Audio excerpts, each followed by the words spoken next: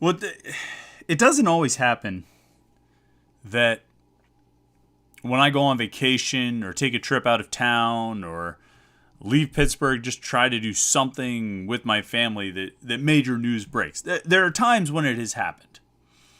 There have been certainly times, look, my family has, for many years, against my better wisdom, taken June vacations to like the Outer Banks. We'll go to the Outer Banks for a week in June. And I know the fate that I'm tempting. I'm not even tempting fate. It's not even a mystery. It's not even a guess of whether or not there's going to be news that breaks. It's just a matter of how many commitments there are going to be. I mean, I've been...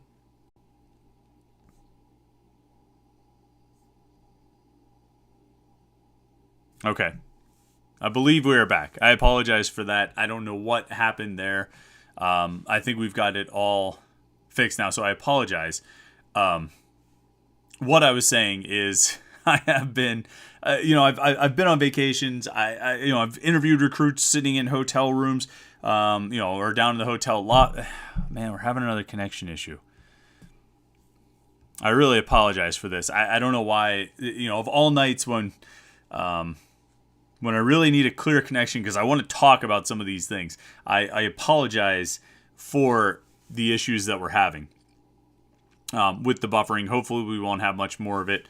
I'll have to try and make sure we don't interfere with the signal.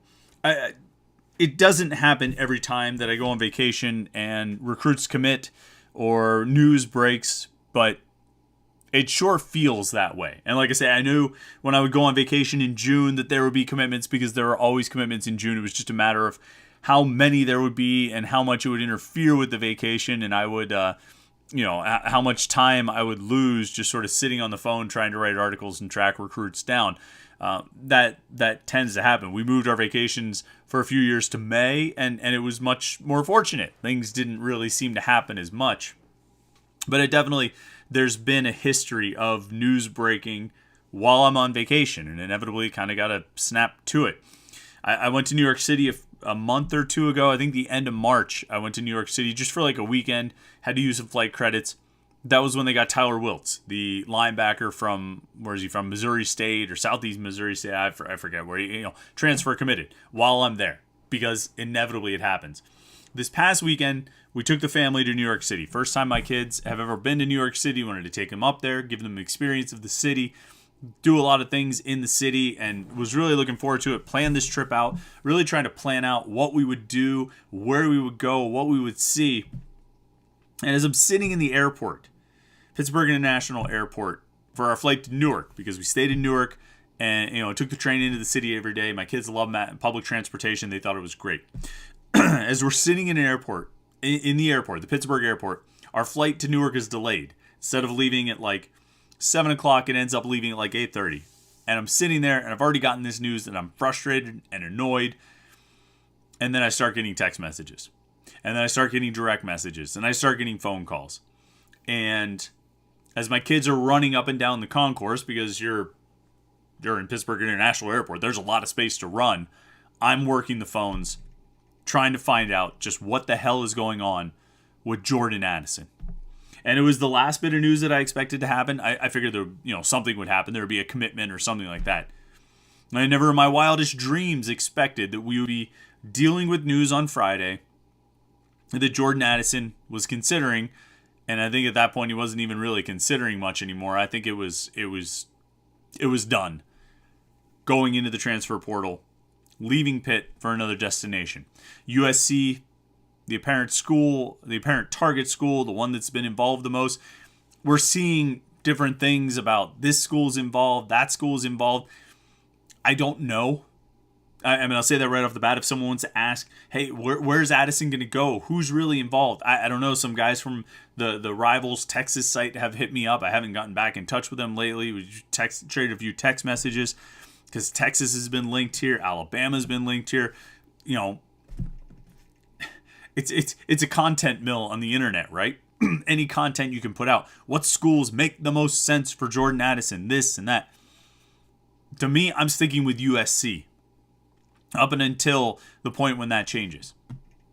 USC was the school that was in here that appears to be the driving force behind it. There's some indication maybe USC got cold feet. Administrators got cold feet because of all the heat that came down on them in light of this situation. I'm still putting my money on USC being the destination. I'm still putting my money on USC being the driving force behind this whole situation. And I'm still putting my money on USC being the school or people around it that inspired Jordan Addison to make the decision he made. There's a lot of angles to this. And there's a lot of things to discuss. There's a lot to discuss with Jordan Addison specifically. There's a lot to discuss with Pitt's wide receiver room as it remains without Jordan Addison. There's a lot to discuss about the larger state of college football and NIL deals and transfer portal and all the different elements that are going into it that have been discussed so much since Friday. And Pitt really serving as the flashpoint for a major discussion, a major national discussion about college football and the state of college football. Now, being the flashpoint and the central focus of a major national discussion about college football has its perks. It's interesting. A lot of people looking at Pitt, a lot of people talking about Pitt. Downside, you end up, kind of a part of all of these, involved in all of these conversations, oftentimes with some very seemingly otherwise smart people saying very stupid things. And that's, we're not going to spend much time on this. But there's been some dumb stuff said in the last 6 days, 5 days since this started. And I think when I think about where I want to start with this conversation, I want to start with Jordan Addison specifically. Okay? And just sort of a few thoughts off the top of my head on Jordan Addison and this situation. All right, make no mistake about it. USC was not the first school to try to pull this with Jordan Addison. I think it was happening as soon as the Peach Bowl ended, if not sooner. And I think his former wide receiver coach, Brennan Marion, and I think Texas were involved.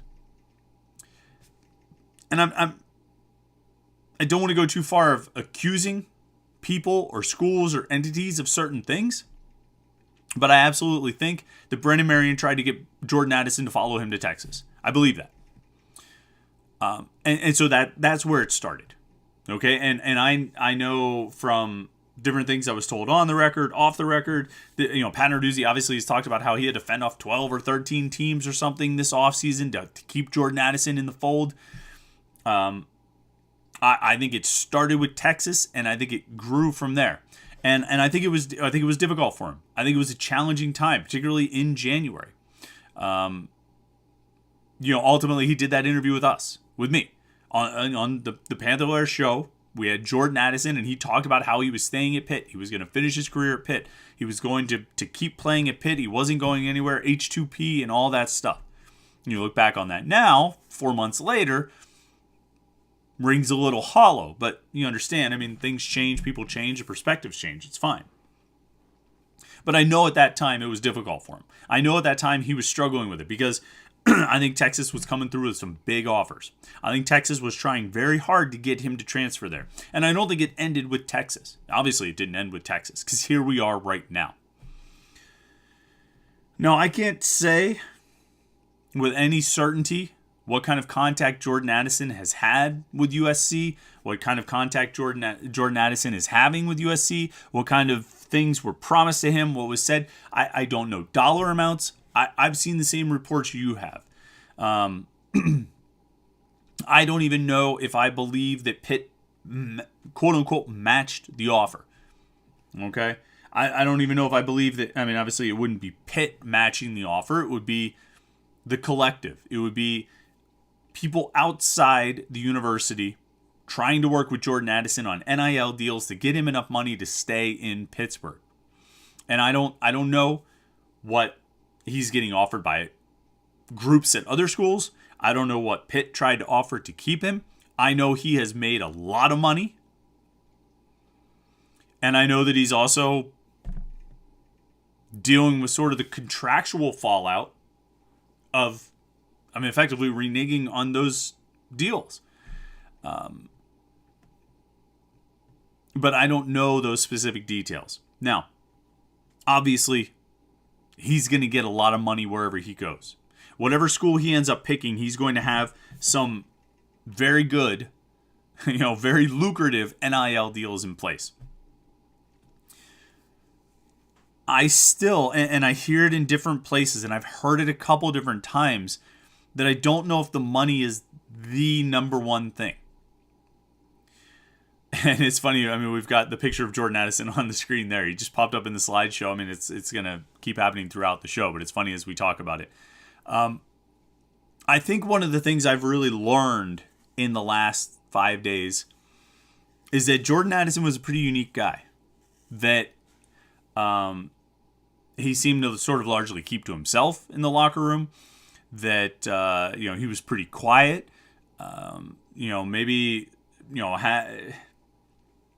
I always took him to be shy. I think there was maybe a lot about him we just didn't know. I think he was a pretty personal guy, a pretty private guy, and I'm not really sure how involved with his teammates that he was. Now, that's not to say he was a bad teammate. It's not to say he was aloof or anything like that. But when you start looking at motivations, I think money's a big one. There's no question about it. And the type of money that's been talked about is going to be a big motivation for anyone to have to seriously consider. But I don't know that it was the number one thing that's driving him to his new destination. I've seen some suggestions about, well, he's got a new offensive coordinator, and he's got a new wide receivers coach, and he's got a new quarterback. That's a lot of change. And that's true. That's true. Frank Cignetti is a change from Mark Whipple. Taekwon Underwood is a change from Brendan Marion. Keaton Slovis, assuming he's the starter, is a change from Kenny Pickett. There's no question about those things. But my sort of retort to that, and this isn't to say that Addison is not thinking that way, but my retort to that is, yes, those three guys will be new to him. They're not what he had last year. But wherever he goes, if he goes to USC, if he goes to Texas, if he goes to Alabama, those are all going to be new offensive coordinators, new wide receivers coach, I guess Brendan Marion being the lone exception there, and a new quarterback for him, in addition to everything else in the world that's going to be new for him. Whereas at Pitt, you have a new coordinator, you have a new receivers coach, and you have a new quarterback, and I think each of those guys has their own merits that we can discuss later. But you also have you have the same head coach, you have the same support staff, you have the same academic people, you have the same campus, you have the same dorms, you have all the things that you know and you've grown accustomed to and comfortable with over the last 2 years. And so I'm not sure I entirely buy that. I've seen it suggested, on Twitter, on message boards, in conversation. I've seen it suggested that maybe Addison got spooked by all the talk of a return to running the ball more, that he's not going to see the ball as much, he's not going to get as many opportunities, it's not going to be as good of an offense for him. Which, again, maybe he's thinking that. Maybe he's not. I don't know. Coaches at other schools probably are trying to feed that to him, or people around those other schools are probably trying to feed that line of thinking to him. It's ridiculous. You're the Biletnikoff Award winner. They're not going to freeze you out and only give you 50 targets. He should realize that he's still the best wide receiver in the nation, and he's going to get the ball a ton. That if Frank Cignetti has done anything over the course of his career, he's excelled at getting the ball to his playmakers. He may run the ball more than Mark Whipple did, but I think any offensive coordinator, short of like Norm Chow, is going to run the ball more than Mark Whipple did. So I don't know if I really buy that. I think Addison has his own motivations. Money is certainly a big one. But I think he's got his own personal, private motivations about why he may be looking for a new home, why he may be looking for a different fit. So that's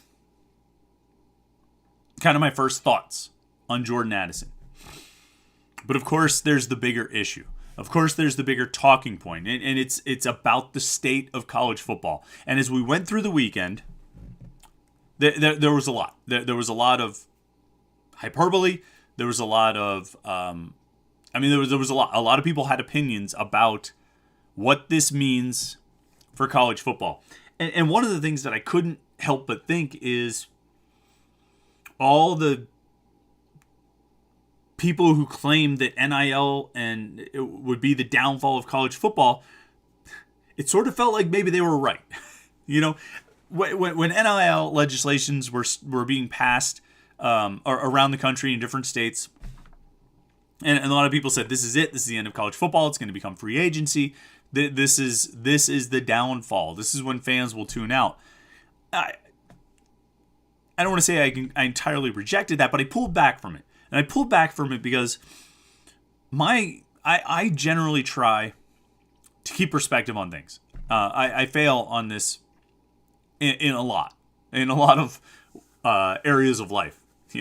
Sports, job, family, whatever it is. I fail to keep perspective a lot of times. But I really try when there's something like this, when there's a change like this, I try to pull back and say, okay, we've heard before about the end of this or the end of that, and it's usually not the case. It may look that way at the beginning, but then once you get a feel for what things are and how they work, it all kind of, it just becomes the new normal. And it doesn't necessarily mean the end of anything or the doom of anything. And so that was the perspective I took last summer with, when NIL rules went into place. But I couldn't help but thinking that, boy, this sort of seems like maybe those doomsayers were right. Now, I got past that thought. And I'm kind of gonna jump around to a few different spots here because there's a few different thoughts that have been sort of ruminating in my head. But one of the biggest ones, and I don't think I can say this enough, and I'm going to say it a lot. I'm going to say it a lot tonight. I think I've said it a lot on the message board. I've said it on Twitter. I've said it in conversations, text messages. I'll keep saying it. And quite frankly, I've been saying it for 10 months. When did NIL legislation, NIL rules take place? July 1st, I think it was. I've been saying it since then.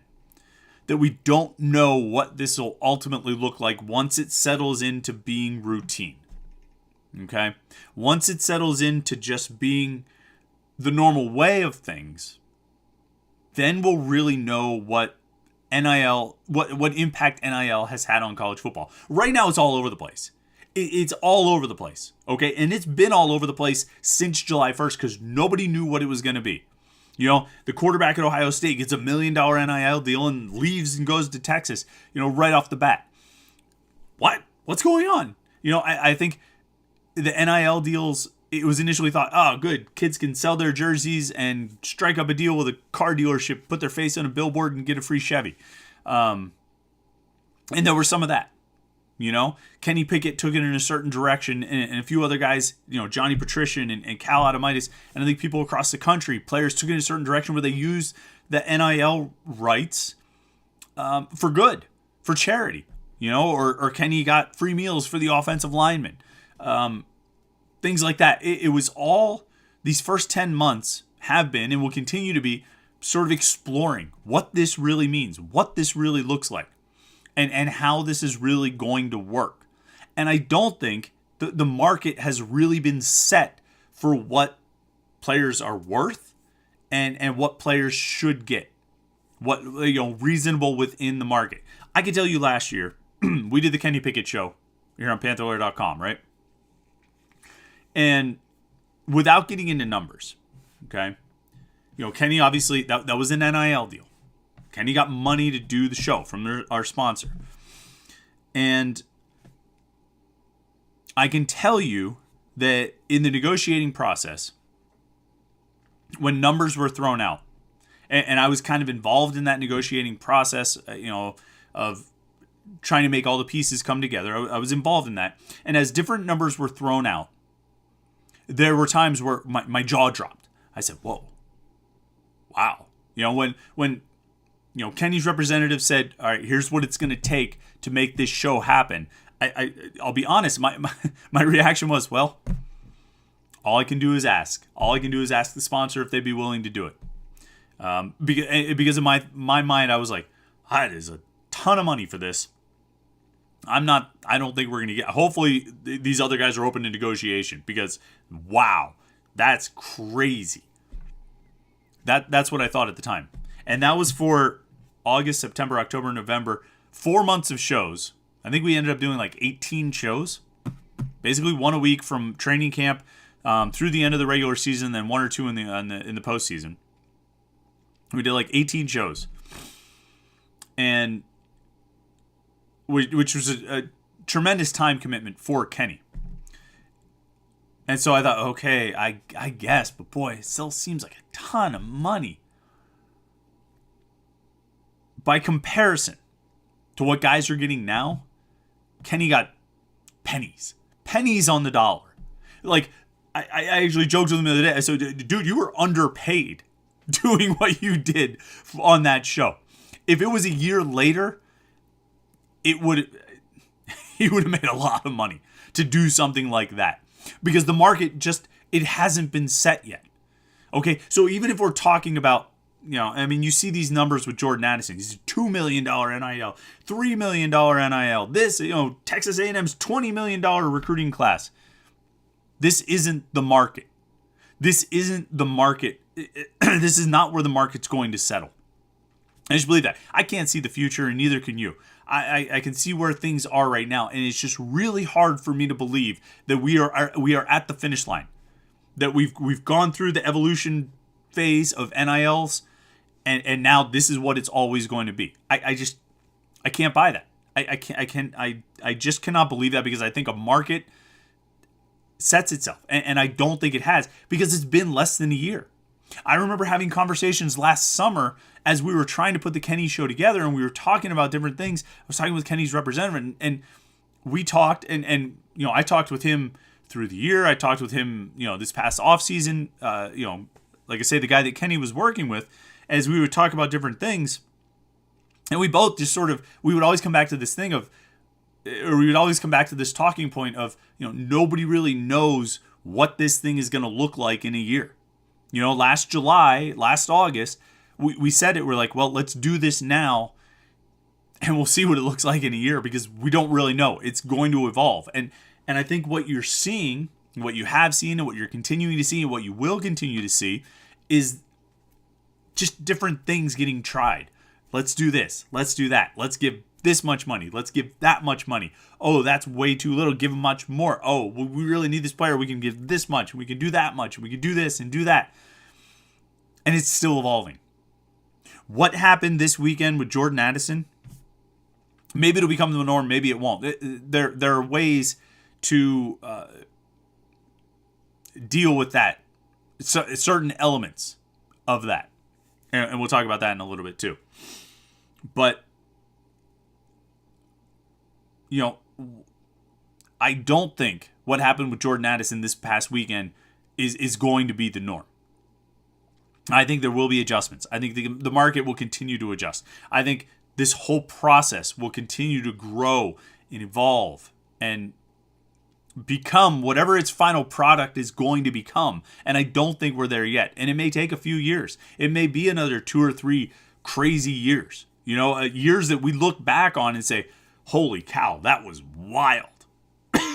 You know what I'm saying? Like, I think, boy, do you remember those 4 years where just anything went and it was out of control, or 2 years where anything went and it was out of control? Now, there are a couple things here, all right? And I mentioned this before. To me, there's 3 key elements. People just talk about transfer portal, or NILs. Those are 2 of the 3. But there's 3 elements at play, okay? And they're all equally important, because if you take any one of those 3 away, the situation is drastically different, okay? The 3 elements that are most impacting things right now in college sports, and it's football and basketball, probably other sports as well. But obviously football and men's basketball are the most prominent. They're the ones that we're seeing the most about. 3 elements. 1, one-time free eligibility. You can transfer and play right away one time. 2, the transfer portal, which everybody knows about. And 3, the NIL deals. It's all 3 of these things working together that has created the current situation. Because the one-time free eligibility, which is the one that doesn't get talked about nearly as much, but it's having a huge impact, because obviously it means guys can go and play right away. 3 years ago, 2 years ago, you had to sit out a year if you transferred. You had to sit out a year. You couldn't go play right away. So obviously transferring was far less appealing and far less attractive if you knew that you would transfer and have to sit out a year. 2, the transfer portal. What has the transfer portal actually done? You know the biggest impact the transfer portal has had? It has eliminated restrictions on where you can transfer. Do you remember back in the day, and by back in the day, I mean like 2020 or 2019, schools could limit who you could transfer to. Schools could put a list and say, you cannot transfer to these schools. We will not, what was the language? Sign off on it or, release you. We will not release you to these schools. And it was like no opponent on the upcoming schedule, no current conference opponent, and like two or three other schools that like just annoy us or something like that. It was incredible that they even thought they could do this for as long as they did. But that's what the transfer portal, ultimately, that's the impact of the transfer portal, is that a guy can put his name in there and be contacted by any school in the country. And the current school has no say over it. The current school can't even see their own guys in the transfer portal. If Pat Narduzzi logs into the transfer portal with his credentials, his Pat Narduzzi, Pitt email, and password and all that stuff, if he logs in, he cannot see the Pitt players who are in the transfer portal. He can see every other school, but not Pitt. It's true. If Lincoln Riley, just because his name's on everyone's mind, logs in, he cannot see the players from USC. So you really have no control over where they go, which makes sense. Why should you get to limit the schools your guy transfers to? You may not like it, but you really don't have any right to limit it. And then number 3, obviously the NIL deals, because it brings cash into it. Now, when you put all 3 of these together, you get the current situation. If you take just one of those 3 away, the whole thing changes drastically. But here's the rub. You can't. You can't. I've seen a few people say, well, they just need to get rid of this one-time free transfer. Go back to having to sit out a year. You can't. You can't do it. There are going to be ways that the NCAA and the conferences try to approach this situation, try to, quote-unquote, fix this situation, try to resolve it in some fashion. But the one thing they are not going to be able to do is go back on the free eligibility, the one-time free eligibility, and they're not going to be able to go back on the transfer portal, eliminating restrictions on where you can transfer. You're not going to be able to do it. You're not going to be able to do it. Any action that limits player movement, I just don't, you're not going to be able to get away with it.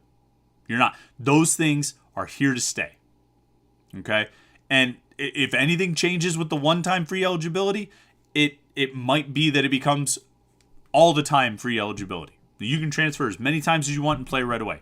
I don't think that's going to happen anytime soon, because I think there's still at least a bit of an academic standing that you can hold on to there. Plus, these guys get one free transfer, and they can do it again when they're a graduate. If they graduate, they can go somewhere and play right away. Those things are not going to change. And the transfer portal as well. You're not going to put restrictions on where guys go. You're not going to let the current school decide you can go here and you can't go there. It's not going to happen. NIL. You're not going to be able to take away a player's right to profit off his name, image, and likeness. And you're just not. You're not going to be able to eliminate student athletes' right to run a monetized YouTube channel. You're not going to take away a student athlete's right to sell, Twitch subscription? You know what I mean? Like, these things, you're not going to take away a student athlete's right to do endorsements and advertisements and sell jerseys and make t-shirts and all these different things. For good or bad, charity or anything, you're not going to be able to take that away. They've got it. And you have no choice there. So none of these 3 things are going away. Free eligibility, transfer portal, NIL. It's not going away. Okay? So when you start looking for ways to fix it or resolve it or reel it in or correct it, if any of your plans start with limiting or taking away one of those 3 things, scrap it, because it's not going to happen. Now, what the national media, a lot of the blowhards nationally missed when they took to attacking or criticizing Pitt fans who were understandably pissed off that their best player was leaving their team, what they missed in all of their condescending talk down to Pitt fans who, responded like any fan base would respond.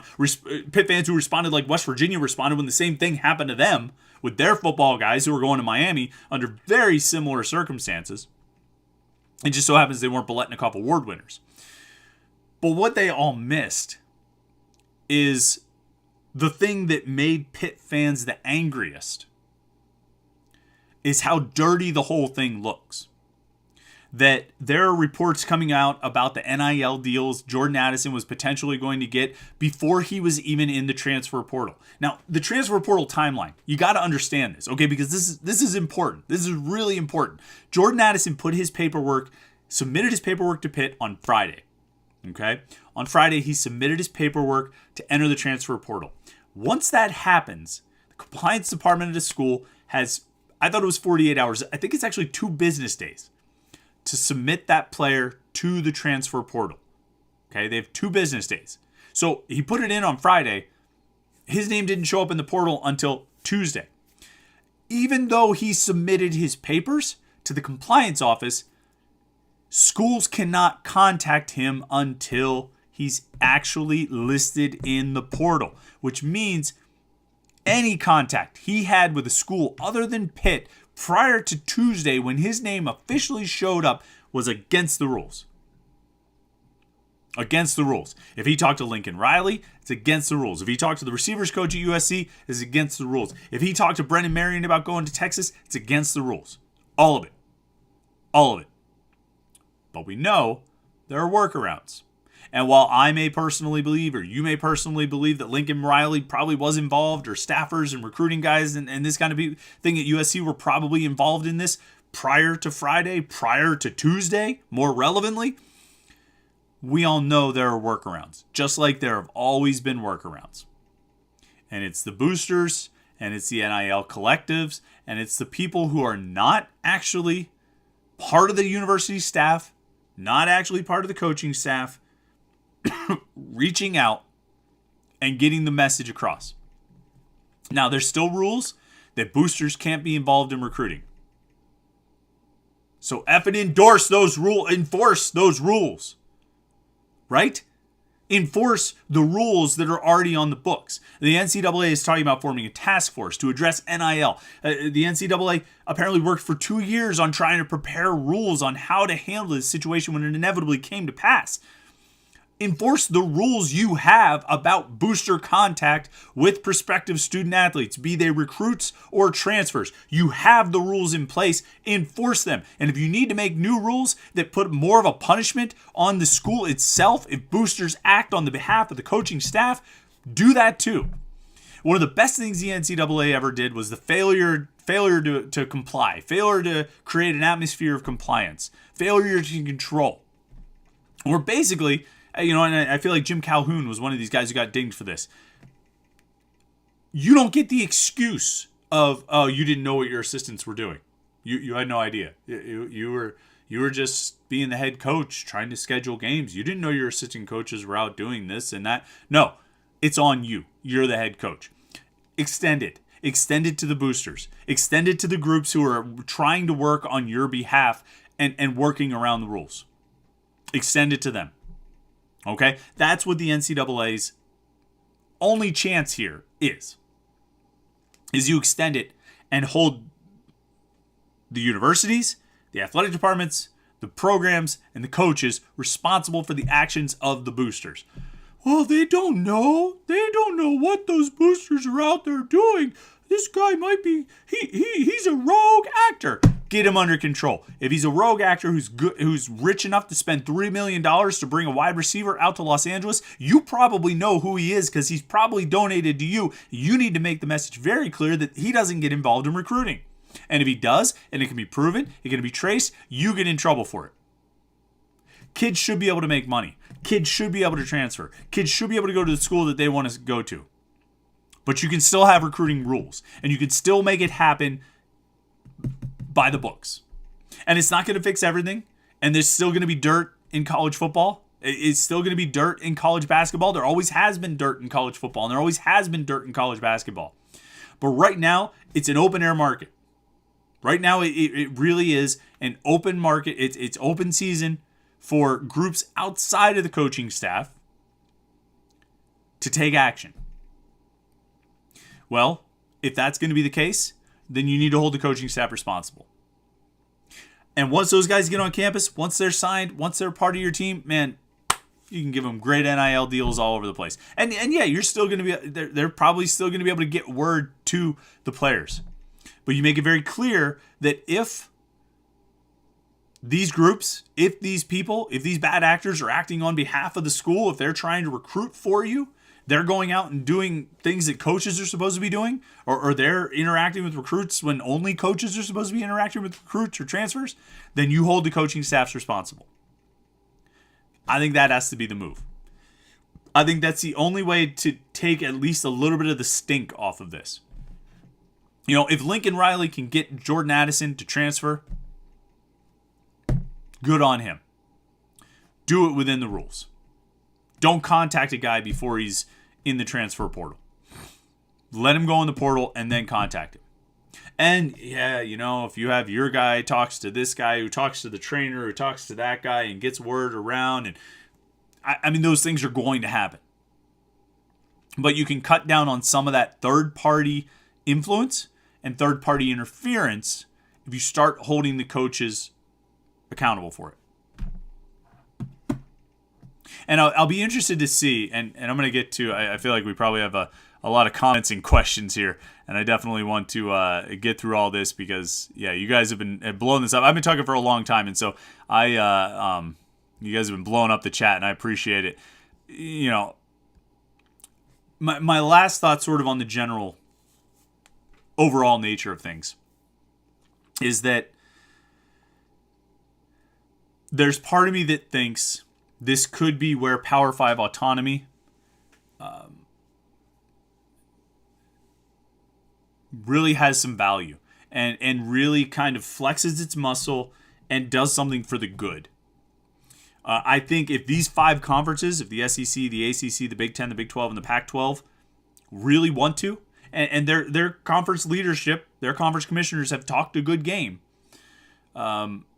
You know, we've seen Craig Sankey, we've seen Bob Bowlesby and these guys. If they wanted to, they could take the lead. You know, NCAA can make its rules, but these 5 conferences could take the lead and collectively decide that they're going to limit the third-party interference and the third-party influence here.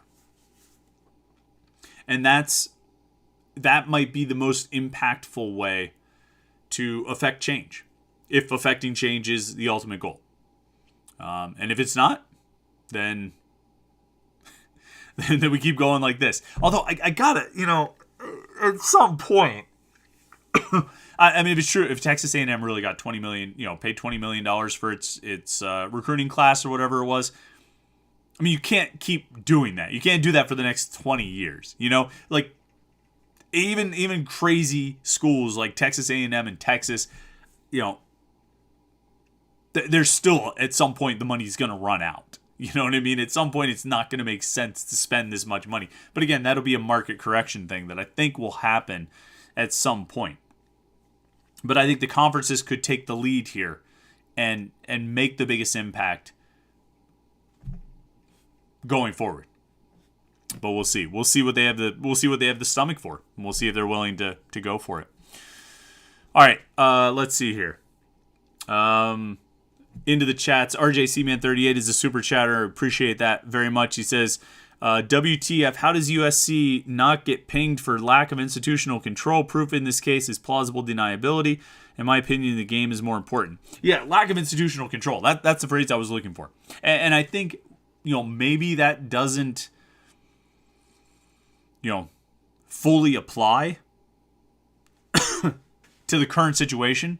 Then I think they need to broaden the rules, and I think they need to get, I think they need to extend it to include these third-party groups to make sure that whatever's happening happens within, you know, recruiting rules. Brock Madonic says, initial reaction when you heard the news about Jordan Addison. Secondly, was this gaining steam for a while, or was this all new leading to last week about Addison considering transferring? So, when I first heard the news, my first thought was, well, I guess it's a good thing my flight to Newark is delayed, since I can sit here in the Pittsburgh airport and make some calls and send some texts and that kind of thing. My next thought was, holy cow, that would be really bad. Holy cow, that's a real blow to a team that I think legitimately has college football playoff aspiration. And legitimately, I think Jordan Addison believed Pitt had college football playoff aspirations. I think Jordan Addison legitimately believed Pitt could be that good. He just wasn't convinced about either his role or his fit with the team anymore. Was this gaining steam for a while, or was it all new? I don't know. I hadn't heard anything about it. I'll tell you this. All right. I think it was a surprise, and the reason I'll tell you this is Friday at noon. It's kind of funny. We're sitting here. We're almost 45 minutes into this podcast, and this is our first show since Kenny Pickett was drafted in the first round by the Pittsburgh Steelers. It's the first quarterback taken in the draft, and we haven't even mentioned it yet. 45 minutes into the show. It's funny how things change the news. But anyway, Friday at noon, Pat Narduzzi had a press conference to talk about Kenny Pickett getting drafted by the Steelers, going in the first round, being the first quarterback taken. And I was in the South Side for it. You can watch the video. We have it on the Panther-Lair.com YouTube channel, which you should subscribe to. And, watch that video. That's not a guy who knows Jordan Addison is about to put his name in the transfer portal to try and go to USC. Coaches mask their emotions and stuff like that. Maybe, he wasn't going to talk about it at that press conference. I realize that. But we've seen Pat Narduzzi for 7 years now, right?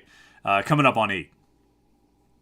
He is not one to mask his emotions. He is not one to hold back when he feels like there's something that needs to be said.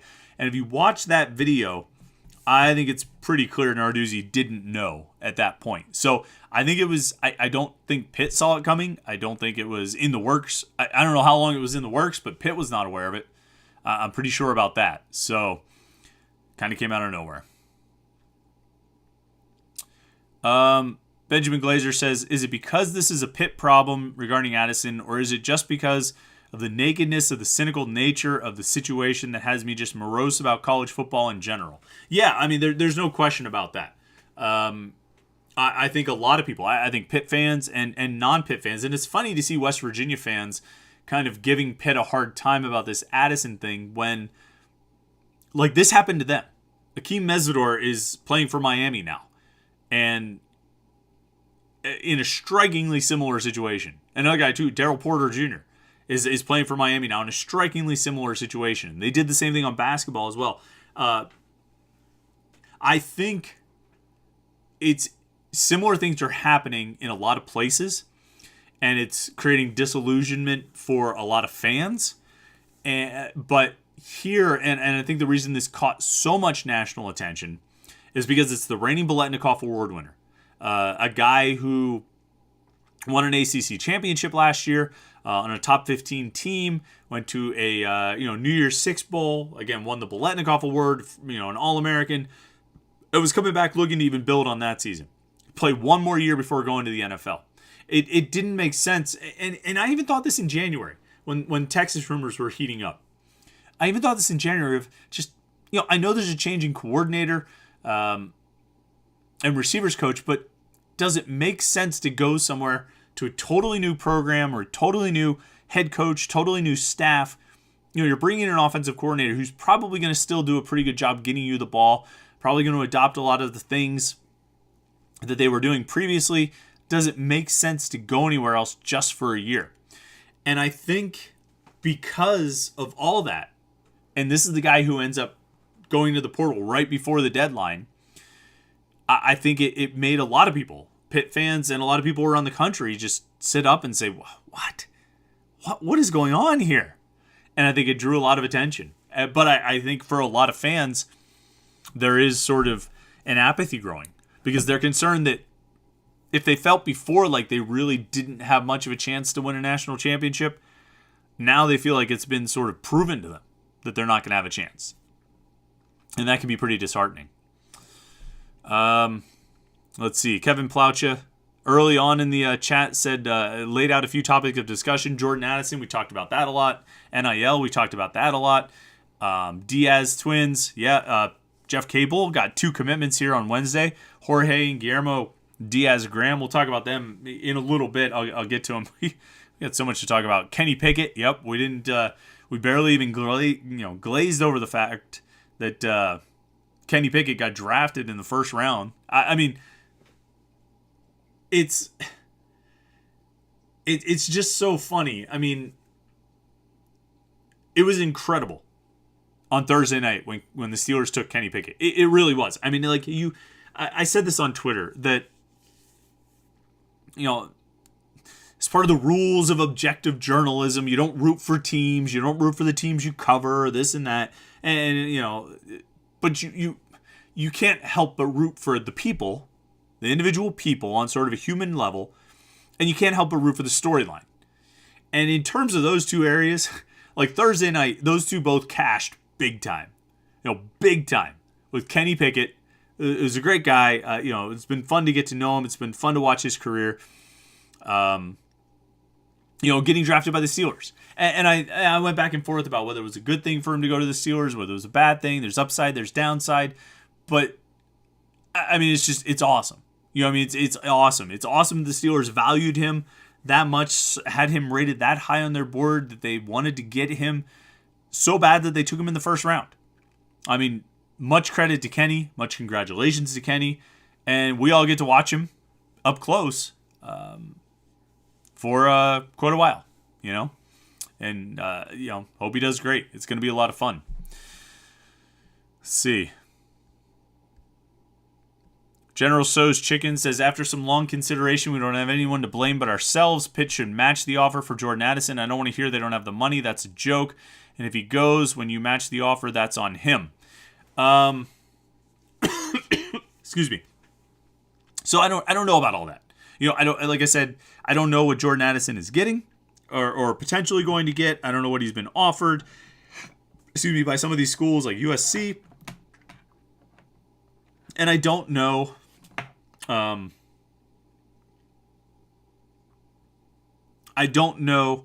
what the Pitt collective, because it's not the university. It's not the university. Or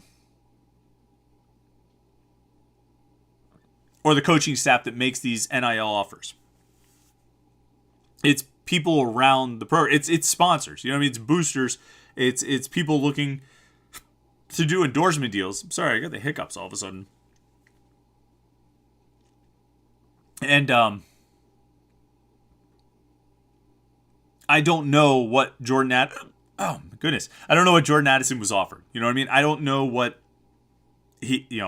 people around Pitt tried to give him to get him to stay. I know he's gotten a lot so far. But I don't know about matching offers. I don't know about any of that. So I can't say. Talk as Pitt says they did match it. General So, check your facts first. I don't know. I don't know if that's a fact, to be honest with you. I'm not sure. I can't speak to that. I can't speak to what he's been offered by USC or Texas or Alabama or whoever it is, and I can't speak to what Pitt tried to do to hold on to him. General So's Chicken follows up and says players should make money off of ticket sales and merchandise sales, and that's it. But the NCAA doesn't know what they're doing. I mean, I think players should be able to profit off their name, image, and likeness however they see fit. Inevitably, it became a way to funnel money to student athletes, which I think was expected. But like I said, it's just a matter of the market having to kind of find itself, and settle itself in.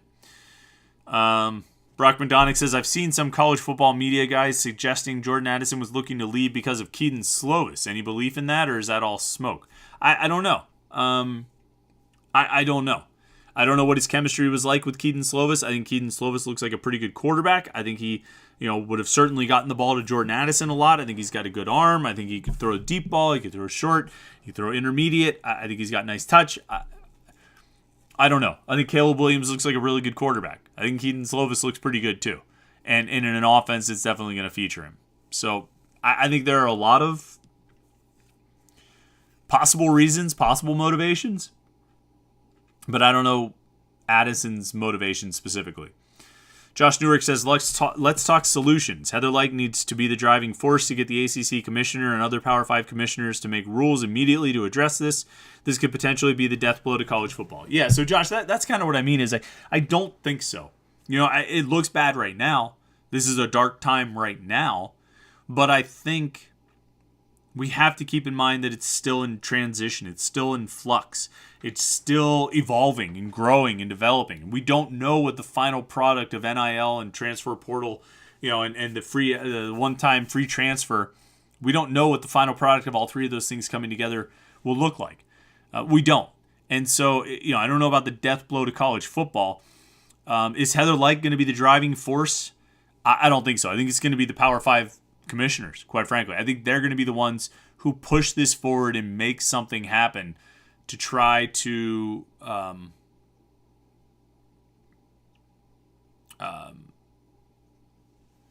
make rules around this and not limit the players, because the players should get what they're getting. You know what I mean? They should get whatever the market determines their worth.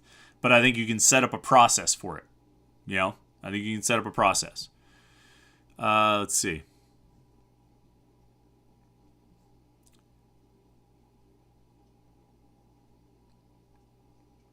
Tyler Collins says, I bet Jaden Bradley transfers. I'm not sure why he would. I mean, I'm not sure why any of the wide receivers would transfer right now. The opportunities just increased significantly. Jordan Addison was going to get a ton of targets. Now there's even more targets to go around for Konate Mumfield and Jared Wayne and Jaden Bradley and Jalen Barden and all those guys. I mean, I don't know why another wide receiver would transfer. And I mean, at this point, here's the other thing. All right, so Tyler, you actually bring up a good point. So we're taping this on Wednesday, all right? The deadline to go in was May 1st, okay? You had to be in by May 1st. So 2 business days since May 1st, that time has passed. Anybody who's going to transfer is in the portal. So everybody who's still on the roster, there was speculation, is Nick Patty going to go? Would another wide receiver go? Would a running back go? They're all still here. So anybody who was going to go is gone. And I don't think, so nobody else should be leaving unless some crazy thing happens. John Waffle H2P is a super chatter. I appreciate it. He says, I'm not going to sugarcoat it. I'm pissed. I don't know why a team surrounded by Fortune 500 companies can't match some of these offers. I mean, they can, but, you can have offers get matched. You can have offers get surpassed. The player ultimately has to make the decision. And I just... at some point there's a cap on how much you're going to pay as well. So, and actually, more than all that, I don't know is specifically how this went down. I don't know the exact details of what USC has offered him. I know it's $2 million in a mansion, $3 million in a mansion, this and that. I don't know. I think it's probably a lot, but I don't know how much it is, and I don't know what kind of counteroffer he got from people to try and get, I don't know what kind of counteroffer people offered to try to get him to stay at Pitt. I don't know. I don't know the answers to any of those things. So I can't comment on whether or not offers were matched or anything like that. Glovebox23 says ACC can't and won't go out and make their own rules on NIL. If they did before other Power 5s do, that weakens the conference even more. This isn't unlike. No, Glovebox23, I think the ACC needs to work with the other 4 Power 5 conferences. Those 5 conferences have to come together and agree on how to approach this. Maybe they don't feel like there's a problem. I mean, they're all saying publicly that they think there's a problem, but maybe they don't, in which case they don't need to change any rules or make any rules. But I think if anything is going to happen here, they have to be the driving force. And it's got to be it's got to be the conference commissioners with the support of their member institutions. Let's see here. Tyler Collins says, any chance he comes back? I mean, I'm sure anything is possible, but I doubt it. Looks like some arguing. You guys are going back and forth. It's a lot of fun. Brock McDonnick says, will you have an opportunity to do another player show throughout the season? I hope you do. Yeah, I hope so. I hope we get an opportunity to do that. It was, it was fun, but we'll see. We'll see what we're able to put together. Talkus Pitt says, I wonder if Kenny Pickett will be allowed to come on the show. Does the NFL have rules on that? Sure. I mean, he, as John Waffle H2P follows up, sure, he can do whatever he wants. I mean, he's an NFL player. A lot of times for interview requests, you need to go through the NFL team. But I think once you get to the NFL, you can just go through the agent and work things out. So, Joe New says, Chris, NIL has nothing to do with the market being set for a service. It's pay for play, period. Yeah, you're right. You're right. I think ultimately that's what it's coming down. What a lot of it is coming down to. But I think even within that construct of pay for play, a market will be set. You know what I mean? It's not going to be quite as haphazard as it is now. I just think things are still like all over the place, and I don't think we've seen the finished product yet.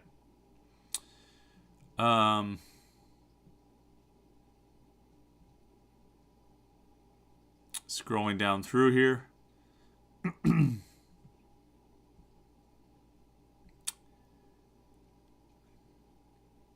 Joe New says, make the athletes employees of the university, have them sign enforceable contracts with breakup fees. Yeah, I go back and forth about it, about that idea, about making student athletes actual employees. It's just tough. I think that's going to take a lot of structure being put in place. And I don't know if they're ready to do that just yet.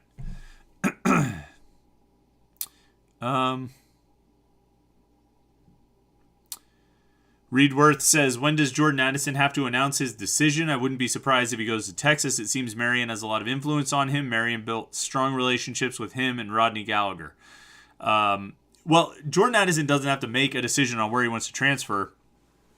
He can do that whenever he wants. The only real deadline, there was the deadline to enter the transfer portal, which has passed, and he did it. And after that, the only other deadline is, whatever school he's going to, like their enrollment deadline. You know what I mean? If you want to be in for the fall, when do you have to enroll? If you want to be there for the summer, when do you have to enroll? And that's the only real deadlines in place. So, we'll see. The Marion influence and connection, it's relevant. It certainly makes Texas a school to watch out for. But again, the thing I keep coming back to is you tried that when Jordan, at the end of the season, when Brennan Marion first went to Texas, they tried to get Jordan Addison to go to Texas. And they were unsuccessful. So I don't know if the Marion pool is quite as strong as it's being assumed. But, that's, that remains to be seen. So, Noah Frederick says it's hard to make athletes employees because of tax purposes and having to offer them benefits if they unionize and things of that nature. Yeah, and unionization is interesting. I don't know enough about the laws on how that would work, but as someone pointed out, you're basically turning over like 20% of your workforce every year. So that seems complicated to me, but I'm not smart enough to to figure all of that out. But Old Bandit says, if he wanted to come back, do you think the team would want him? Seems like from some of the tweets and comments, this is putting a chip on their shoulders. So, let's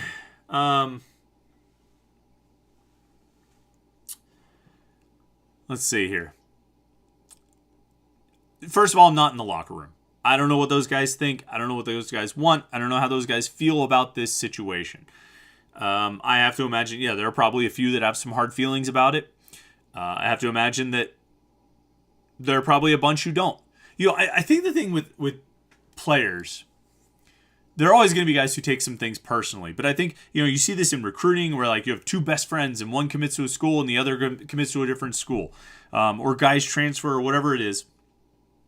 And the thing that always stands out to me, those guys always seem to just want what's best for their friend, want what's best for their teammate.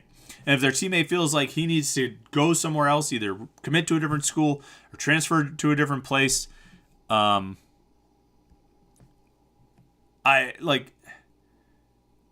support them. They have their back. They obviously want that guy to play with them. They want that guy to be on their team. But if that guy feels like he needs to go somewhere else, they support him. And that's always stood out to me a lot. Certainly covering recruiting, you think, oh, these two guys are joined at the hip. They're going to go to school together, but they don't. And there's no hard feelings because they want everybody to do what's best for them. And so I think probably a majority of the Pitt locker room looks at it as Jordan feels like he needs to do this. This is the best thing for him. I'm sure they all feel like, boy, that sucks because he's our best player and it'd be great to have him on the team and not playing somewhere else. But I think they all respect that it's the best thing for him, or he feels that it's the best thing for him. Would they take him back? Even if there are some hard feelings, even if some guys took it personally, I have to think that the desire to win, win a lot of football games, the desire to win an ACC championship, the desire to potentially push for a spot in the college football playoffs, those would all outweigh the hard feelings because they all want to win. And they know that having Jordan Addison on the team gives them a better chance to win. We didn't even talk about the remaining receiving core. I just had Jaden Bradley on the screen there for that picture flipped. We haven't even talked about the remaining receiving core. We're already past our hour for tonight. But yeah, I'll say that, and I mean, we'll talk more about the receivers certainly as the summer goes on and the offseason continues and moves toward August. I still like this receiver room a lot. I do. They're obviously not as good when you take Jordan Addison out of the mix. You know what I mean? If you take Jordan Addison out of the receiver room, they're not as good. They were, probably the best receiver room in the ACC, potentially one of the best in the country. Now, I don't think you're putting them in that conversation nationally, but they still have a chance to be one of the best in the ACC. It takes them down a step, but that doesn't mean they go from 100 to 0. They don't go all the way down to nothing. They're not a bunch of bums in there. I still think, a lot of the things we talked about with this receiver room, because when we talked about the receivers, during spring camp or coming out of spring camp or, breaking down what the position looks like and all this different stuff, when we talked about the receivers, all the things we said, other than the parts about Jordan Addison, still stand. When we talked about the talent that's around Addison, look, you've got this number one guy who's a stud. He's one of the best players in college football. But you've got these other guys who are all pretty good too. Not as good as him, but pretty good. And so, I said this on Twitter, my way too reductive way of looking at this. You got size in Jared Wayne and Jaden Bradley. Both of those guys. Jared Wayne, I think, can get downfield better than people assume. I won't get into the details yet, but you got size in Jared Wayne and Jaden Bradley. You've got speed in Jalen Barden. You've got a guy who's a real sort of technician on the field in terms of running routes and getting open in Konate Mumfield. You brought in Bub Means, the transfer wide receiver from Louisiana Tech, who I think is a real downfield threat. That's what they did with him. They tried to stretch the field with him at Louisiana Tech. And then you got a bunch of young guys who I think can still, could show something this year. In addition to, Gavin Bartholomew and the running backs catching passes out of the backfield. And that's, oversimplifying what each of those guys can do, because I think Jared Wayne is a great possession receiver, but he can get downfield pretty well too. I think Jaden Bradley can really branch out in his game and become a more complete receiver this year. I'm excited to see what Konate Mumfield can do. I think he can be really good. I think Jalen Barden can use his speed to get downfield and be a vertical threat. Do we cover all the guys? Bradley, Barden, Mumfield. Oh, and Bub Means. Bub Means, like I say, was a downfield vertical. I mean, that was almost all he did at Louisiana Tech. And I think they'll use, assuming he gets a waiver and he's eligible to play this year, I think they'll utilize him that way at Pitt as well. And he wants to branch out. He wants to become a more complete receiver. I think he will. So I still like the talent in this receiver group. I think he can still be really good. You throw in the offensive line protecting Keaton Slovis, assuming he's the starter. You throw in what the backs can do. You throw in what Gavin Bartholomew can do. And you throw in a little bit more of the run game. And I think this can still be a pretty good offense. It's not as good without Jordan Addison. Nobody's going to pretend that it is. And every now and then there are people who are, I've seen some suggestions here or there. Oh, well, they'll be fine without him, or, he was overrated or this or that. No. Jordan Addison was awesome. He's a great football player. Okay, he was the best player on the team. He's going to go somewhere and be the best player on the team. He's going to be a first-round draft pick. Okay, it's a big blow to lose him. If you're going to try and downplay Jordan Addison's departure, miss me with that. Sorry, I just want to see what it felt like to say that. Miss me with that. Have you seen this? Miss me. Goofballs. People on Twitter, if you haven't seen, like, it seems like it's this common sports writer thing to say now. Miss me. Okay, I will miss you with that, boss. I'll miss you with it. It's ridiculous. Like, in some ways, not entirely, but in some ways it almost feels like the discourse on this topic over the past 5 days has been worse than the news itself. And the news itself was pretty bad, if you're Pitt. So that's that. I knew we would spend a lot of time talking about Jordan Addison. I knew we would spend a lot of time talking about transfers and NIL deals and transfer portal. But you know what? There's a lot to say about it. And hopefully you have some different thoughts maybe than you had before coming out of this. A couple quick things, and we'll talk about this more. Like I said, Jeff Capel got two commitments here on Wednesday. Guillermo Diaz-Graham and Jorge Diaz-Graham, two guys from Spain, from Canary Islands. They played at IMG Academy this past year. Guillermo is a three-point threat. They're both big. They're like 6'11 and 7 foot. They're both really tall, so they're listed at 6'11 and 7 foot. They're probably like 6'10 and 6'11 or 6'9 and 6'10. But Guillermo's an outside shooter from the 4 position, so like a three-point shooting power forward. Really good passer as well. Can obviously use his size to rebound and block. And Jorge is the one that I think was a little bit... I mean, he wasn't under the radar. Everybody knew there were two of them, but a little bit more lightly recruited than Guillermo. But, we talked to his coach at IMG Academy, one of the assistants there, and said that he was, the most improved player on the team. And by the end of the year was maybe the best player on the team. So interesting options to bring into the fold here for Jeff Capel, to add two guys. We know they needed power forwards. They, still needed, I think, they missed out on Akok Cook. He committed to Georgetown, I believe. And they needed to, they needed to find more guys to play in the front court. I don't know if I'm entirely sold on these two guys, coming in as freshmen being the answer. At the 4, I still think Jeff Capel should try to find a transfer power forward who could play this year. But worst comes to worst, I think Guillermo Diaz-Graham as a three-point shooter, and a guy with a real versatile game, playing the 4 could be a good option.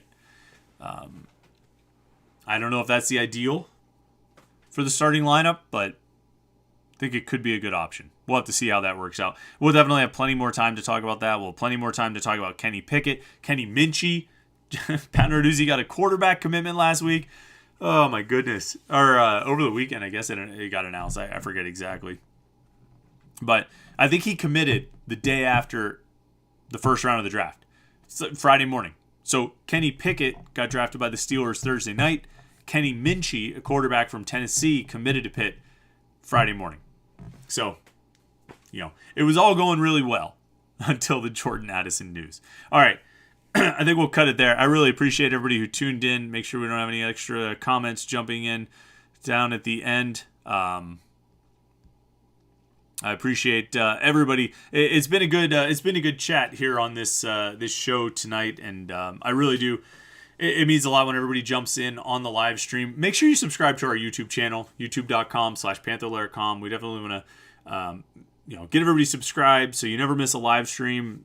Ordinarily, I probably would go live after some news like we've seen over the last week or so, but didn't have an opportunity to do it for an emergency Panther-Lair show after the Jordan Addison news. But Colton Yonoski jumps in right at the end as a super chatter, and we appreciate you, Colton. He says the vacation curse continued. That didn't miss you. Thanks for great content. Hey, I appreciate it, Colton. No, the vacation curse is never going to end. I'll tell you guys my vacation schedule coming up of when I'm going to be out of town, even just for a weekend, because that's when things start to happen. So I think I have a camping trip coming up in a couple weeks. Maybe a quick weekend trip a couple weeks after that. So heads up for all the news that's coming in the next month or two. That's when to look for it. Then we have something in July, I think. So news will definitely break at those times. All right, well, thanks again to everybody who tuned in on the live stream. It's been a lot of fun chatting about this stuff. I'm sure we'll have more to say about it every week. Remember, we do this Panther-Lair Show every Wednesday night at 8:30, but we get the content all day, every day, Panther-Lair.com, Pittsburgh.rivals.com. So make sure you go to the website. Subscribe to the YouTube channel, youtube.com/Panther-Lair.com. We got the Panthers Insider Show on Saturday morning. You can guess what we will be talking about there on 93.7 The Fan, 8 a.m. to 9 a.m. Tune in for that. And we will, we're going to keep going. We'll keep talking about all this stuff because it does not get any less interesting, and it's not going to end anytime soon. Thanks again to everybody who tuned in. Thanks to everybody who listened to the podcast throughout the week. Have a great rest of the night. Have a great rest of the week. Have a great weekend. We will talk to you next Wednesday night at 8:30 for the Panther-Lair Show right here on youtube.com/Panther-Lair.com.